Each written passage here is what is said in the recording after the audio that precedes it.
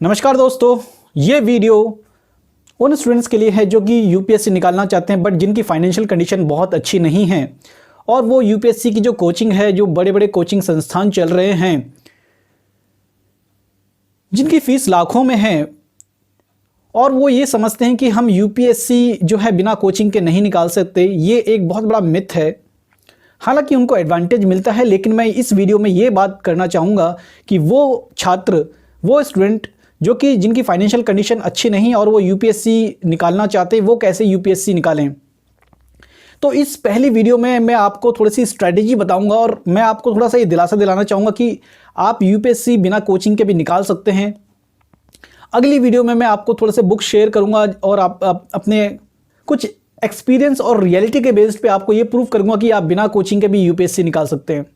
सबसे पहली बात करते हैं कि यूपीएससी का स्टूडेंट जो है, आप यूपीएससी के स्टूडेंट हैं, बिना कोचिंग के अगर आप करना चाहते हैं तो आपके पास क्या है? आपके पास पैसा नहीं है। जाहिर सी बात है, मैंने पहले ही कहा कि आपके पास अगर पैसा नहीं है तो आप यूपीएससी निकाल सकते हैं। तो इसका आंसर है यस, क्योंकि यूपीएससी पैसों से नहीं निकलता बल्कि हार्ड वर्क से निकलता है। तो अगर आपकी फाइनेंशियल कंडीशन अच्छी नहीं है तो जाहिर सी बात है आपके पास दूसरी चीज़ जरूर होनी चाहिए, वो है हार्ड वर्क। तो आपके पास अगर हार्ड वर्क है तो आप यूपीएससी निकाल सकते हैं। तो वाकई आपको हार्ड वर्क करना होगा, पहली शर्त तो ये है। लेकिन हार्डवर्क वो कैसी होनी चाहिए ये आपको मालूम नहीं होता, क्योंकि आप नए नए अभी मान लीजिए 12वीं के स्टूडेंट हैं या ग्रेजुएशन में हैं और आप यूपीएससी का सपना देख रहे हैं।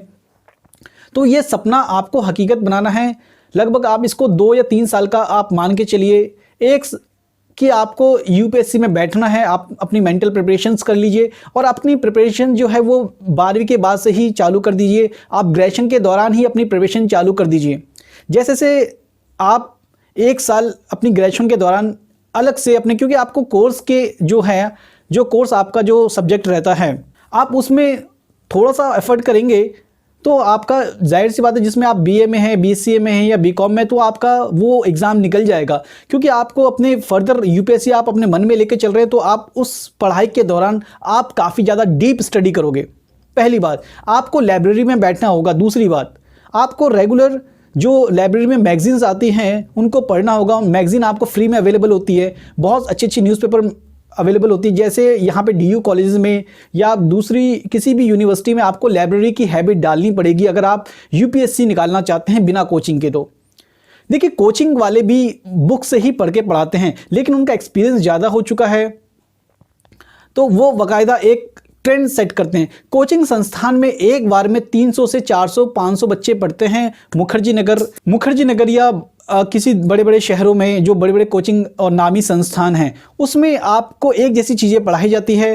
वो एक जैसी चीज़ें क्या उसमें से रिजल्ट दे पाते हैं? सारे बच्चे नहीं दे पाते। उसमें से मुश्किल से 1000 बच्चों में से कोई एक निकलता है। ये रियलिटी भी है, ये फैक्ट भी है। तो मेनली अगर सबने नोट्स पढ़े तो सब बच्चों का निकलना चाहिए। सब बच्चे अगर उस टीचर से पढ़ रहे हैं तो सबका वो यूपीएससी निकलना चाहिए, ऐसा नहीं होता है। जो हार्डवर्क करता है उसी का यूपीएससी निकलता है, पहली बात। दूसरी बात, अगर आपकी फाइनेंशियल कंडीशन अच्छी नहीं है, मैंने आपको बात करी, तो आपको लाइब्रेरी का सहारा लेना होगा। कुछ अच्छी बुक्स आपको खरीदनी होगी, परचेज करनी होगी। जहाँ पे लाखों रुपए की फीस आप देते हो वहाँ पे आपको मात्र 5 या 6 हज़ार रुपये में कुछ अच्छी बुक्स आप खरीद लीजिए तो आपका जो है काफ़ी हद तक आपकी चीज़ें कंप्लीट हो जाती है।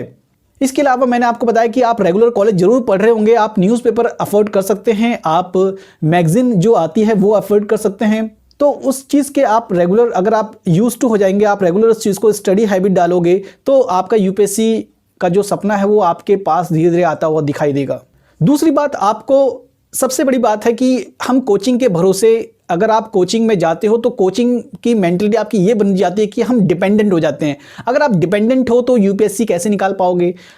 यूपीएससी वाले तो आपसे खोज रहे हैं एक इंडिपेंडेंट माइंड, यानी आपके अंदर वो क्षमता होनी चाहिए, आपके अंदर वो पढ़ने की और एनालिसिस करने की, विश्लेषण करने की क्षमता होनी चाहिए। और ये जब विकसित होगी, जब आप खुद से पढ़ोगे, तो रीडिंग करने की हैबिट आपको बहुत ज़्यादा एडवांटेज देगी। ये आप हैबिट अगर आपने ग्रेजुएशन के दौरान ही विकसित कर ली है या उससे पहले ही आपने अपनी रीडिंग हैबिट डेवलप कर ली है तो ये आपके लिए बहुत बेनिफिशियल होगा।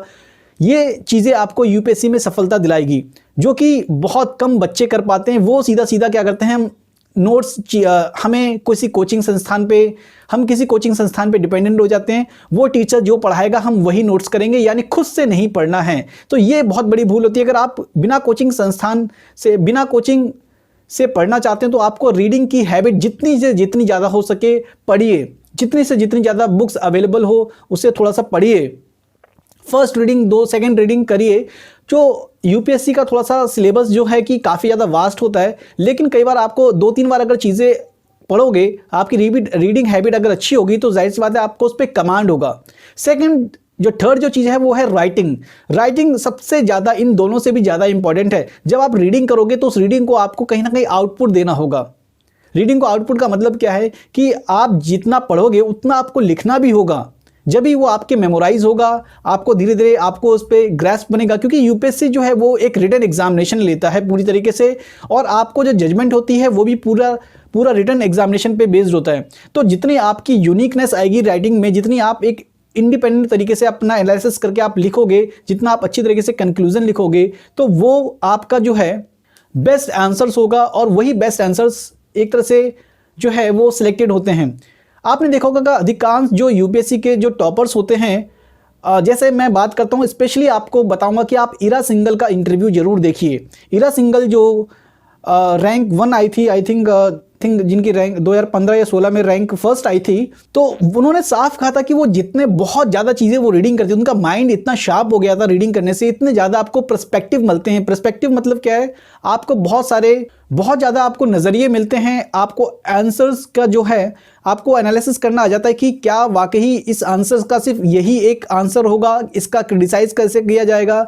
वो आपको एक चीज़ें, एक हैबिट डेवलप हो जाती है, आपको बहुत सारे पर्सपेक्टिव मिलते हैं। ये चीज़ें ऐसे भी हो सकती है, ये चीज़ें ऐसे भी हो सकती है, ये इस तरीके से भी हो सकती है, क्योंकि यूपीएससी आप पूरी तरीके से किसी एक चीज़ की तरफ नहीं भाग सकते। यानी पूरी तरीके से एक चीज़ या एक तरफ जजमेंट देना आपको ये यूपीएससी नहीं डिमांड करता। ये यूपीएससी डिमांड करता है कि आपको अलग अलग पर्सपेक्टिव, अलग अलग नॉलेज की आदत है। यानी आप जब भी किसी डिबेट में जाओगे, किसी इश्यूज़ को जब सुनोगे, तो जाहिर सी बात है आपको अलग अलग पर्सपेक्टिव, यानी अलग लोगों के अलग अलग पर्सपेक्टिव आपके सामने रखे जाएंगे। जब ये पर्सपेक्टिव आपके सामने होंगे तो आपको ये जज करना होगा कि कौन सही है कौन गलत है। डिसीजन आपका होगा। लेकिन अगर आप सिर्फ एक ही माइंड से चलते हैं, एक ही नज़रिया से चलोगे, तो ये आपके लिए बेनिफिशियल नहीं होगा। तो जितने से जितना आप ज़्यादा रीडिंग करोगे और राइटिंग करोगे तो ये आपके लिए बहुत ज़्यादा बेनिफिशियल होगा। ये बिना कोचिंग की तीसरी शर्त है। चौथी शर्त, आपको देखिए, बिना कोचिंग के अगर आप पढ़ रहे हो तो आपको कम से कम ये डिमांड करके चलिए कि आपको 1 या 2 साल हर जगह से आपको सेक्रीफाइस करना होगा, त्याग करना होगा। यानी आपको एक डीप स्टडी में जाना होगा।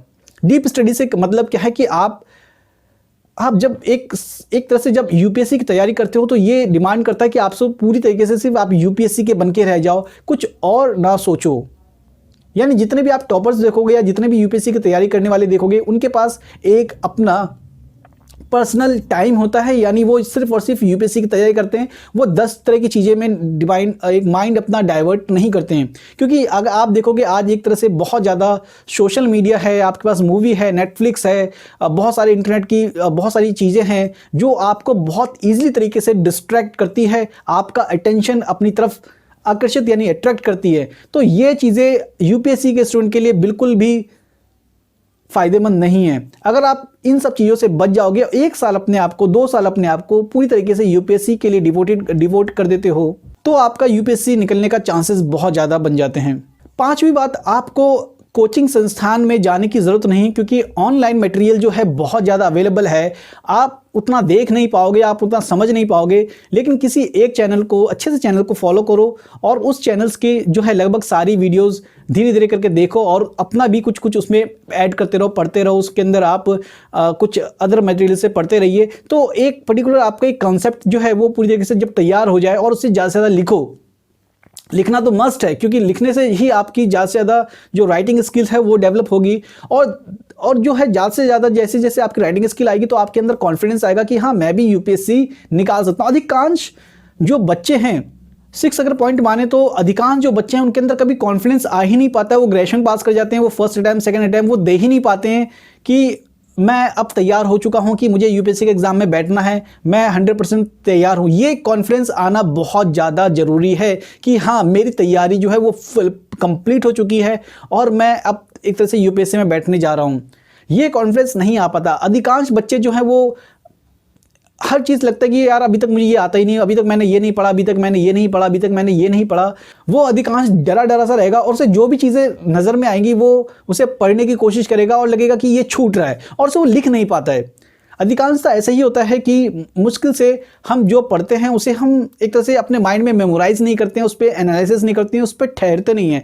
तो आपको थोड़ा सा ठहरना होगा, जो आपने पढ़ा है उस पर थोड़ा विश्लेषण करना होगा और जैसे ही आप विश्लेषण करेंगे तो आप उसे लिखो, तब आपको लगेगा कि हाँ वाकई मैंने एक तरह से मेरे पास ये कॉन्फिडेंस है कि अब मेरी तैयारी जो है इस टॉपिक पे कंप्लीट हो चुकी है। ऐसे धीरे धीरे जब आपका चीज़ें कंप्लीट होती रहेगी तो आप यूपीएससी के बहुत ज़्यादा करीब पहुँच जाओगे। अगली जो चीज़ है वो है रिवीजन। यूपीएससी आपसे रेगुलर रिवीजन मांगता है क्योंकि आपके पास बहुत सारी चीज़ों का एक समावेश होता है। आप बहुत सारी चीज़ों को अपने माइंड में रख के चलते हैं, खासकर प्री एग्जामिनेशन के लिए भी या मेंस के लिए भी या जीएस के लिए भी। आपको बहुत सारे सब्जेक्ट ऑन द स्पॉट बहुत सारी चीज़ें आपको याद रखनी होती है। तो जितनी से जितनी चीज़ें आप ज़्यादा याद रखोगे, क्योंकि इसके जो सब्जेक्ट के वेरिएशन हैं वो हर चीज़ के बहुत, चाहे वो प्री में भी आपको देखोगे, प्री में भी आपको बहुत सारी चीज़ें मेमोराइज करनी पड़ती है। मेंस में भी आपको जीएस का बहुत सारी चीज़ें, आपको हिस्ट्री, ज्योग्राफी, पॉलिटिकल साइंस सब कुछ आपको थोड़ा सा उस पर कमांड होनी चाहिए, टॉपिक्स पे आपकी कमांड होनी चाहिए, तभी आप उसको एक तरह से राइटिंग लिख सकते हो। तो यूपीएससी आपसे मांगता है कि आप ज़्यादा से ज़्यादा रिवीजन कर, जितने से जितने ज़्यादा रिवीजन करोगे तो आपकी जो चीज़ें हैं उस सब्जेक्ट पे, उस टॉपिक पे आपकी कमांड धीरे धीरे बनती रहेगी। जो रिवीजन नहीं करते हैं उनकी जो है ये प्रॉब्लम होती है कि वो एक तरह से जब उन्हें आता तो सब कुछ है, लेकिन जब वो लिखने बैठते हैं तो वो आंसर का जो एक क्वालिटी जो आंसर है वो लिख नहीं पाते हैं। जब क्वालिटी आंसर आप नहीं लिख पाओगे तो जाहिर सी बात है कि आपका सिलेक्शन जो है वो बहुत ज़्यादा रिस्की हो जाता है, बहुत ज़्यादा आप डाउन चले जाते हैं।